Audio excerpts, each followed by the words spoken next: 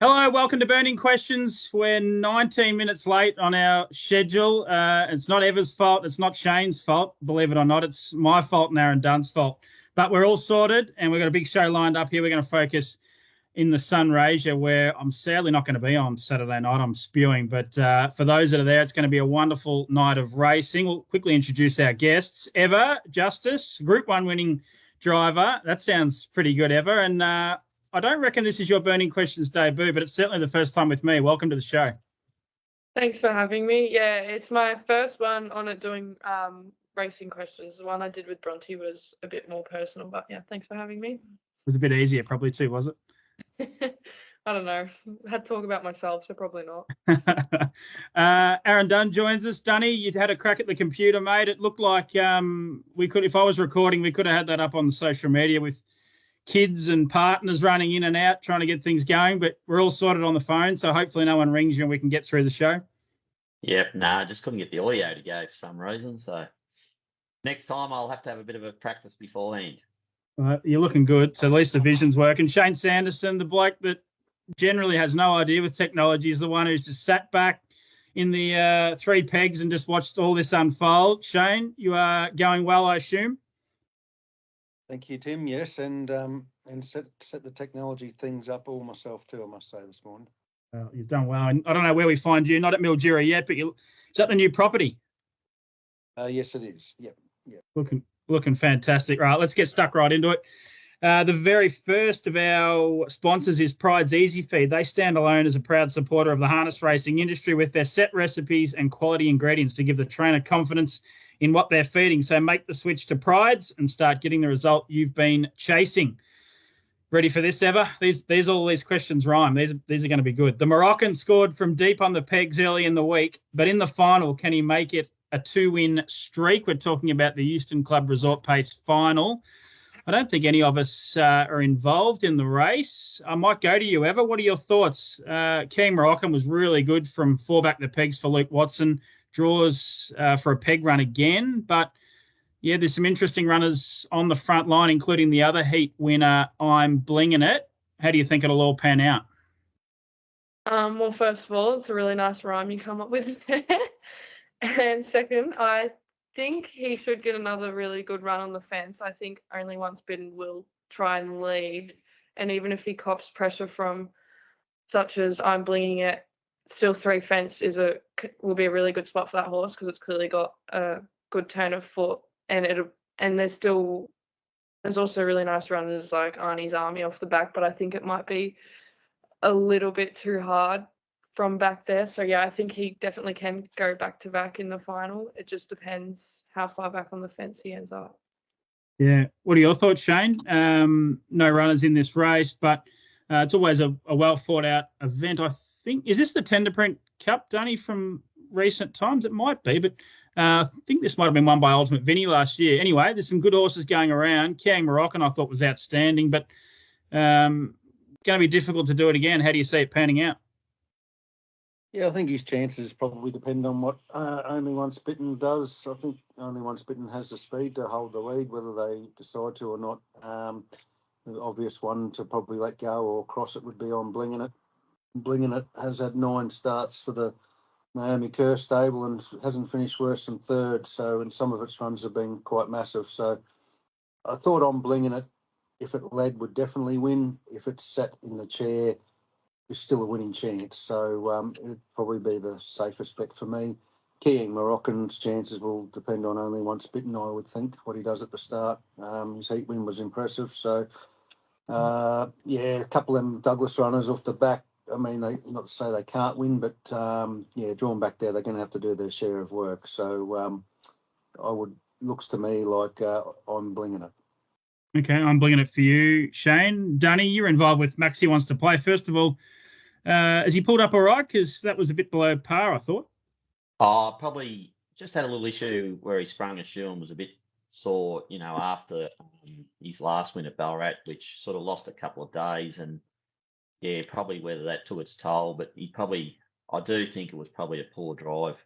I thought they'd just eased a bit, and I should have waited another 300 before I went, so at least I had the straight to go down. And he just had to work a bit hard. And, yeah, I've just sent him to the paddock now. I'll sort of he was one. He got sent to me to just maybe win a couple and sell, and I was probably happy to get rid of him, but he ended up going better, so I'll just give him a breather and go again.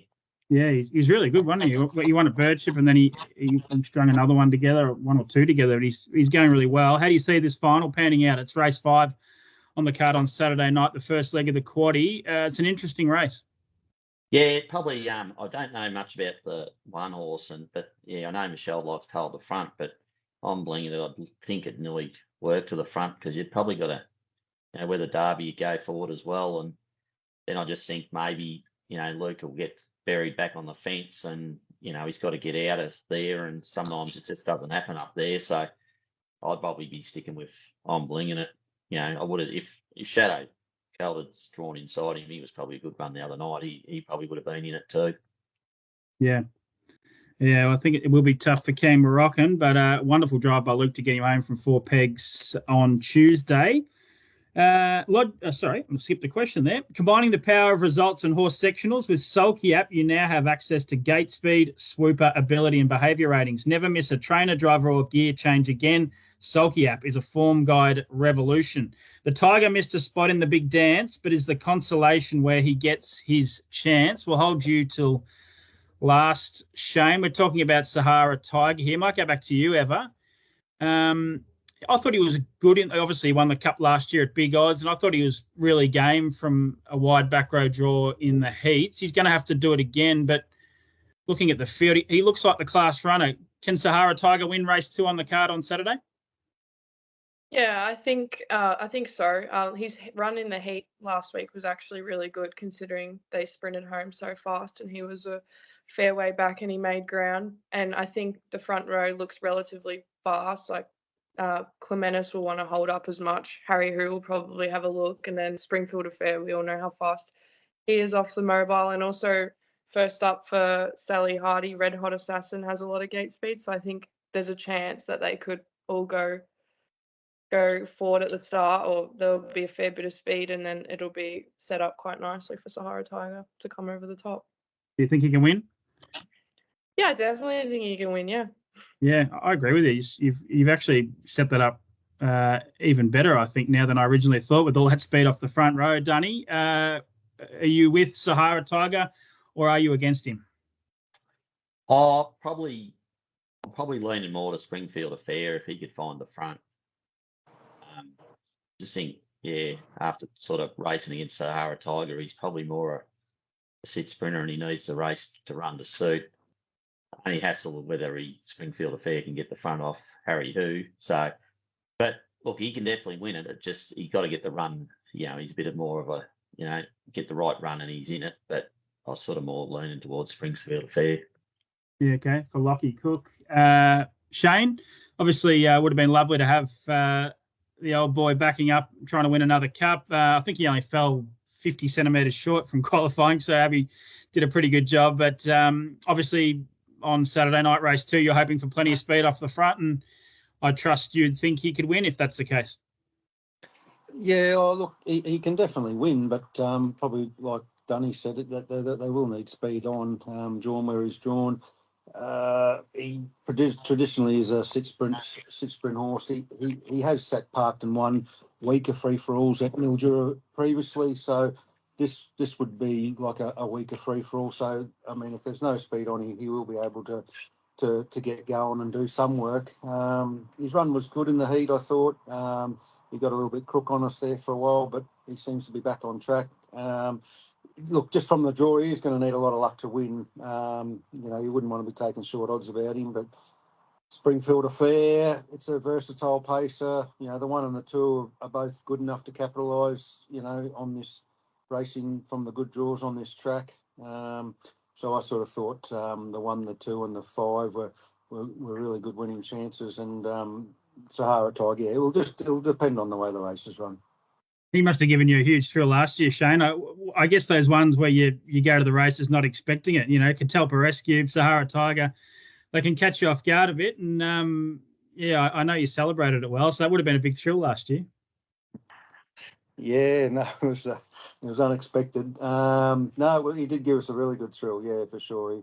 He just had the luck that the one was drawn to lead, and the one on its back the camp generally likes to, not to be unlucky, so they elected to pull off at the start, and we obviously needed to be driven for luck, so we headed straight there, and as it turned out, the one held the lead, so we had the right run, but we were very lucky, and he was good enough on the night to win, and he went well, so. And he's just that type of horse. I think he's not out of place in a lot of races. He just needs that right run. Yeah. Good luck on Saturday night with Sahara Tiger. Logical Staffing Solutions provide labour hire and recruitment services to the transport, warehousing, automotive and manufacturing industries. A logical solution for your staffing needs. Can Heist steal the riches once again from the front, or will his rivals have too much grunt? We're talking about race 8 on the card here, the Club Mabine Mildura Trotters Cup, and the horse is Kai Valley Heist that we're speaking about there for Brent Lilly and Tristan Larson. Really good winner of the Central Vic there at Charlton from the front. He won a heat of that series as well, and he's won a 2 runners alongside Dan Underbarkers, actually last year's winner of the race on Saturday night. But he meets a good field, Shane. I might go straight back to you here. Mercenary off the 30-metre handicaps in really good form. Kai Valley Heist I thought could give a bit of cheek, but how are you seeing it? Race 8 on the card, the Cup. I'm not over the trotting form too well. I just note that Paddy Lee's, doesn't race at Mildura generally, and they've sent Kiang Zena up there, obviously with Lockie Cook going to draw a Springfield Affair. So it's been placed in some recent cups, in quite a few recent cups. Kiang Zena. Strong stable. I think if it handles the track, the way I'm seeing it, with what some of the other horses have been racing against, I thought it might be hard to beat. Mercenary, as you said, it's in good form. It's got to contend with the handicap, but my choice would be Kiang Zena. Kiang Zena for you, Shane. Dunny, 30-metre handicap for Mercenary, never easy anywhere, but around Mildura. What are your thoughts? Kai Valley Heist might spring to the front and be hard to catch, or would you look elsewhere? Hatchback for Ewa Justice, we'll talk to her in a minute. Went really close a couple of years ago. Another interesting race late on the card. Yeah, no, I'm probably with Shane on Kiang Zena. She was talking to the team there at Charlton. They said she was tough because I think she backed up at Charlton after winning the night before it. Yeah, that's right. Yeah. So just the distance and probably that draw advantage. Not that I've watched Mercenary go around, but I know they'll put her around and put her into the race. Kai Valley Heist has been good, but probably down a bit on class to what those ones have been running. So I've sort of stuck with Kai Valley's. Kiang Zena. Sorry. Kiang Zena. Okay, but 2 Kiang Zenas here. Eva, you take the drive on number 5, Hatchback. I don't know if you're at the track when he got narrowly beaten there a few years ago. You were. I remember it. I can't remember what fully panned out there, but I reckon it was John might have been unlucky at some. I can't remember. Do you remember the race first of all from what happened in that? Talk us through that. I'm not bagging John, am I? No. No, he stepped clean, and then he was in really good form at the time, and then he went around, tried to dip for the front at the bell, and it wasn't there. And then he put the leader away down the back, looked home the whole way except on the post. Right. That's right. Well defined.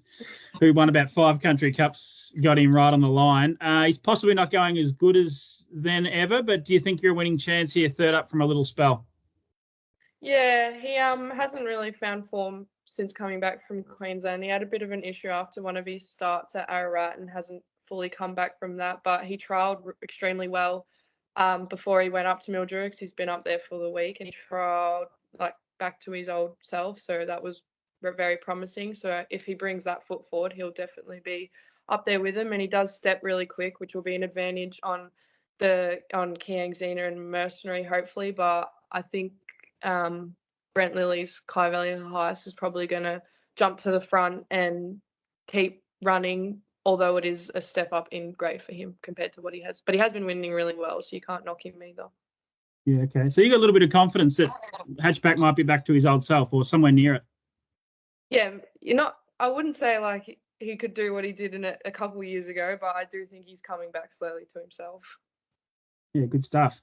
That is the Mildura Trotters Cup. That's going to be a great race, a $20,000 feature. We move on to the big one, though, the $50,000 Tasco Petroleum Mildura Pacing Cup Final. Race 6 on the card at around 8:48 p.m. Dangerous was most impressive in his heat. So is he the one to beat?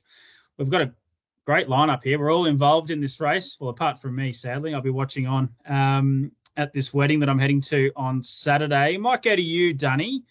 I thought I was quite clever when we had the barrier draw reveal on Tuesday, and we had Andrew Spagnolo from the Tab come on and do an all-in market. And I reckon little Louis might come up $10, $12, $14 here, and he'd be a good little each way bet in the final, but they were too clever for me. They put him up $4 favourite. I think he's into about $2.50. What's your confidence levels? I think this is in my mind, he's probably a touch of unders, on a price perspective, because this is a pretty good race, and he may get crossed early.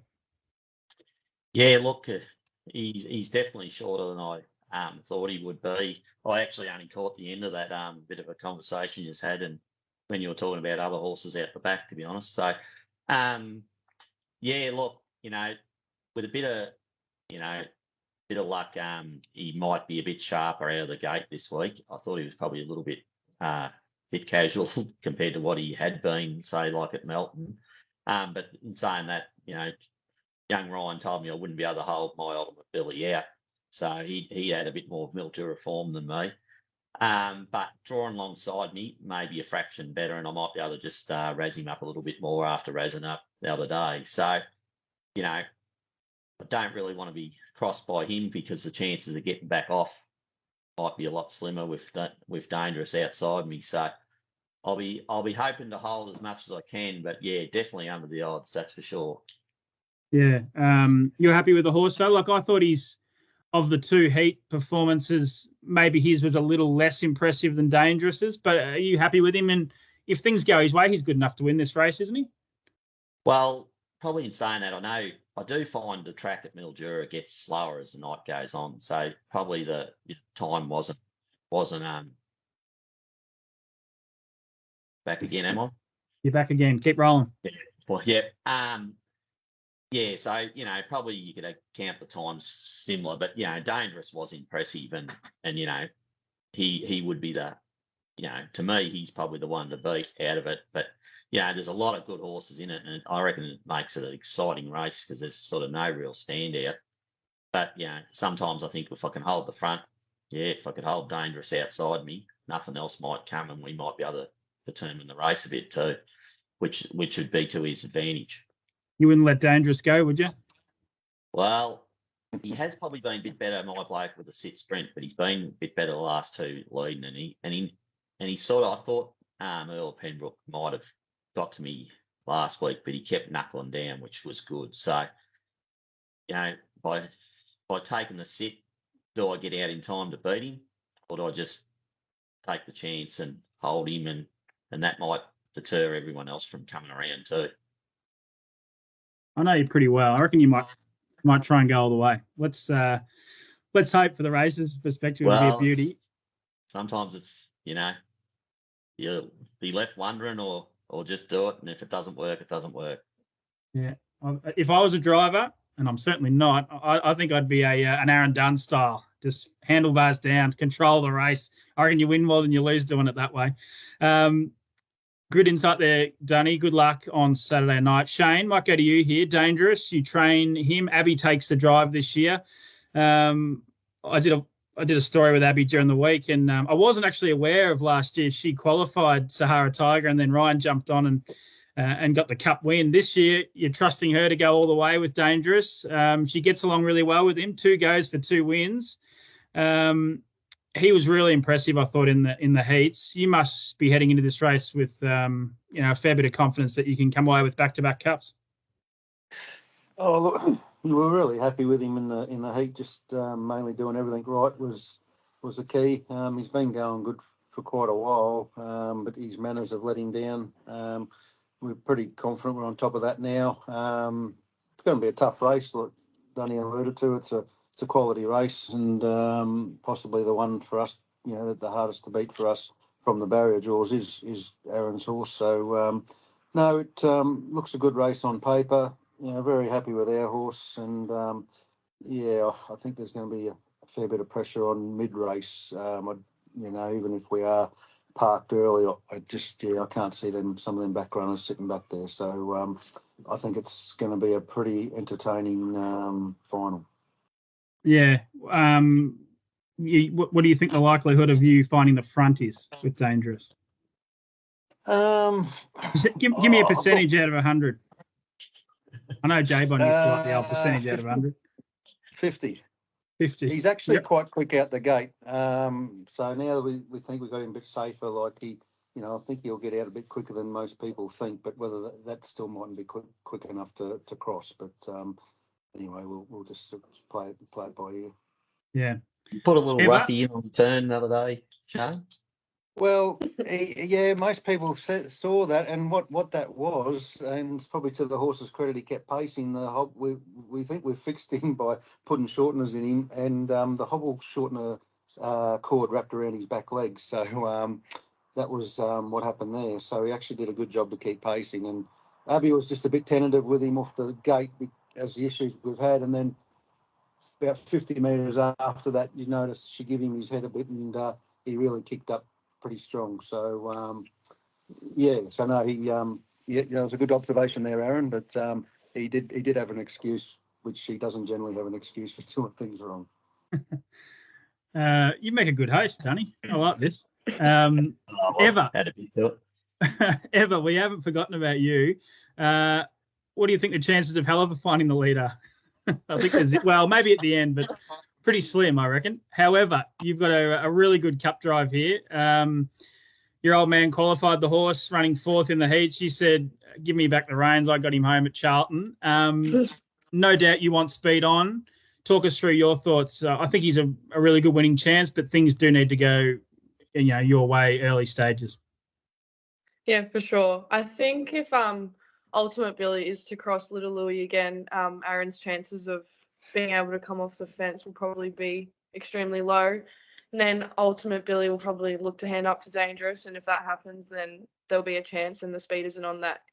Haliver makes a move mid-race. But if Little Louis does lead and Dangerous is there and Aaron's rolling along or whatever, we'll have to sit back. But I think chances are we'll have to put him in the race sooner or later, because last year when he was in it, we sort of sat back with him and he ran really good times, but he never got into it, just being a little track. And with his ability and his depth, I think it would sort of have to make a move at one stage or another.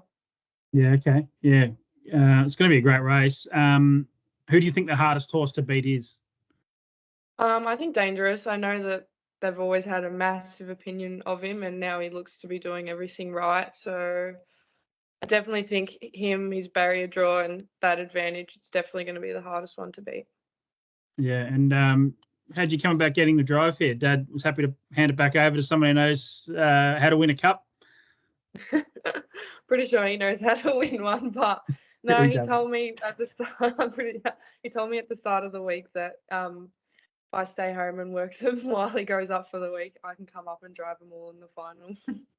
That's a good deal. That's a really good deal. Good luck, everyone involved on Saturday night. It's going to be a great race. I wish I was there, but we'll certainly be tuning in. Hey, we've got a brand new sponsor on Burning Questions. We've had this locked away for a few weeks, but today's show is the first time we can reveal who it is, and it's Sharp's Bakery. They're going to sponsor the best bets. Great bakery in Birchip. I drive past it every year, Dunny. I've never been in to get one of these world-famous vanilla slices. Have you been into the Sharp's Bakery over your journey, and can you give us some sort of food review? Yeah, I probably would have been there, especially on my grain cloning days. But I can't quite recall how good or bad it was, because I was probably half tired those days. But yeah, I actually didn't know it. I've never even met them, but they dropped off some stuff for somebody. I might have been someone won something the other day, and I just had a good bit of a chat to him. But no, I'll have to call in there and get one of those vanilla slices. What about you, Ewa or Shane? Have you been into Sharp's Bakery to sample these? I think they're 6-time national champions in the vanilla slice category. I can't say I've ever been there, no. Might have to, though. I'm not a vanilla slice man, but I'm sure they do a good job. I do think they dabble in a bit of car hire as well, the Sharps, actually, up there at Bertram. So. Well, they're great people. Kevin, Gail, Brad, Simon, the whole crew. So great to have them on board. Burning questions. And I suggested to them the best bet segment would potentially be the most watched or the most popular part of the show. So they're involved there. Great to have them on board. That brings us to the best bets. Eva, you make a name for yourself by finding a winner in this segment. What have you got for us? I was thinking more each way. Race 5, number 1. Only once bitten. It's got a massive amount of gate speed, and it can choose whether it decides to lead or hand up to I'm blinging it. And I thought with that, whether it leads or is behind the leader, it's a really good chance of running top 3. Yeah, good stuff. Race 5, number 1 on Saturday. The form analyst, I think it's Craig Rails, marked, or might be Luke Humphries, marked this $14. So you'd be happy with that. Ever that'd get you another gig back on this show, I reckon. Hopefully. Shane Sanderson, what are you going to do for us here? Are you putting the pressure on yourself or someone else? Oh, probably don't watch enough races to be tipping other people's horses. I'd probably have to say Dangerous. It is, in a good race, but probably Dangerous. If Key and Xena are Dangerous for me. Okay, good stuff. We'll go with Dangerous for you. Aaron Dunn, tell me you're going to go Little Louie. No, I'm going to go Kiang Xena. Kiang Xena in the Trotters Cup. Okay, well, it's a really good. Just below the odds, probably, if it got crossed. Yeah, fair enough. Changes the race dramatically, I feel. Yeah, it does. But Kiang Xena, good stuff. Kiang Xena for you. All three of you are going Saturday night, but of course tonight the Mildura Carnival hits day 2. I'm going to go with race 8, number 5, Leicester. He's been, he's taken my money twice, and I'm going to get it back tonight. He's been very, very unlucky. No fault of the driver. He's just been, held up. But I think he finds a really suitable race tonight. Race 8, the final event on the card at 10 p.m. Hey, guys, really appreciate you jumping on Burning Questions. It's been a long show, but a really good one, full of insight. I know plenty of people will get plenty out of this. So, Eva, just before you go, have you got that Tasmania Cup anywhere nearby? Because it's gone, has it? No, it's you. Go on, bring it into frame. Good stuff. Nice to share a show with a fellow Tasmania Cup winner. Thanks for joining us, Eva. No worries. Thanks for having me, Tim. And you've got the Mildura Cup there, Shane. You can show us, or you might have another one on Saturday night. Oh, no, I don't actually. I didn't come prepared like ever, but Sorry. I'll have to pick my act up for next time. Good stuff. Thanks, Shane. And Aaron Dunn, you got a million Group 1s. You got any of those in the cabinet next to you there? Oh, one up on the shelf, I suppose, way up there. What was that? That's the Bondi Lockdown Vic bread, is it? I think that is a Vic bread, yeah, and then it might be the Caduceus, and they're sort of not really out in a show place, not allowed. Thanks for joining us, mate, and good luck on Saturday night. Right, thank you. Thank you. That's been Burning Questions. April 5, going to be a wonderful night 2 and night 3 of the Mildura Pacing Cup Carnival. Watch it all on trotsvision.com.au. I'll be back next Friday with another edition of Burning Questions.